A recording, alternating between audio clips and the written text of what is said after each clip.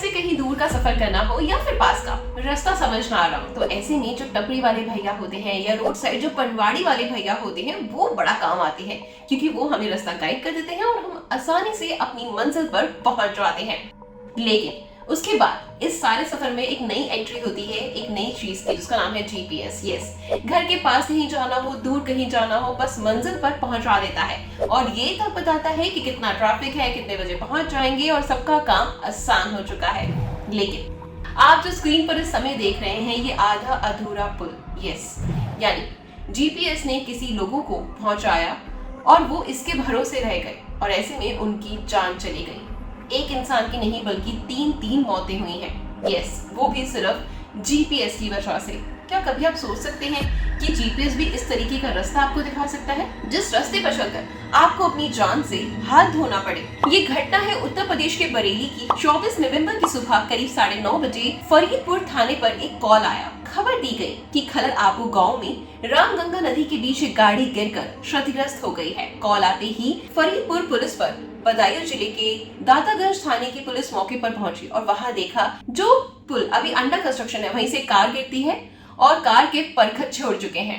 गाड़ी का गेट खुला हुआ था और पानी में खून बिखरा पड़ा था। जान गंवाने वालों के जो नाम थे वो थे नितिन, अमित और अजीत। ये लोग एक कार्यक्रम में सम्मिलित होने के लिए गुड़गांव से निकले थे और बरेली के फरीदपुर पहुंचना था। उन्होंने जीपीएस पे लोकेशन लगाई हुई थी और उसी को फॉलो कर रहे थे। ऐसा माना जाता है कि मैप उन्हें गलत डायरेक्शन में ले गया। इस वजह से ये लोग अंडर कंस्ट्रक्शन पुल पर कार को चला लेते हैं, जिसकी वजह से हादसा हो गया। घटना पर पुलिस का बयान भी सामने आया है।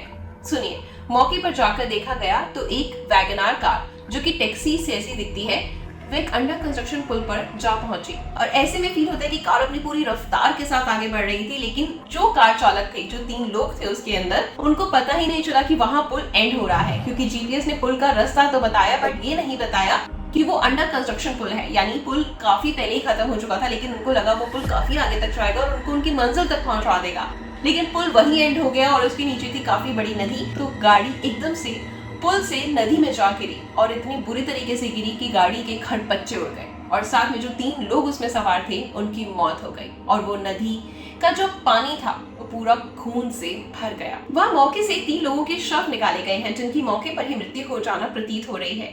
इन तीनों की पहचान के प्रयास किए जा रहे हैं। इनमें से 2 के आईडी कार्ड और उनकी पहचान अमित और विवेक है, जो कि इमादपुर फर्रुखाबाद के निवासी हैं। लोकल अखबारों के मुताबिक अजीत और विवेक और नितिन चचेरे भाई थे, जबकि अमित इनके दोस्त था।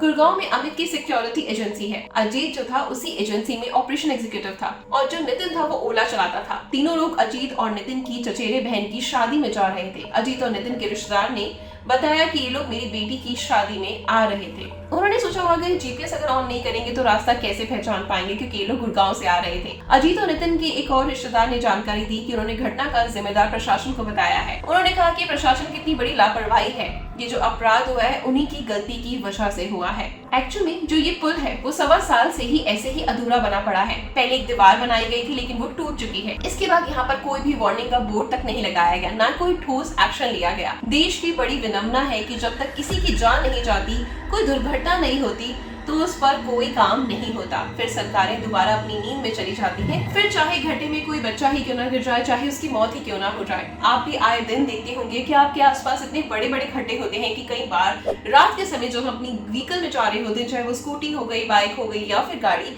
तो हमें भी डर लग जाता है कि अगर हम गिरते तो हमारे साथ क्या ही होता।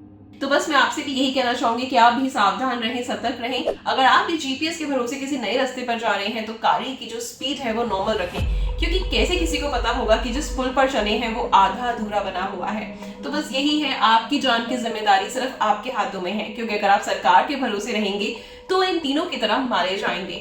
बस हमारा इतना ही कहना था। आपकी क्या राय है इस दुर्घटना के बारे में या इस केस के बारे में? कमेंट सेक्शन में जरूर बताना। Good luck.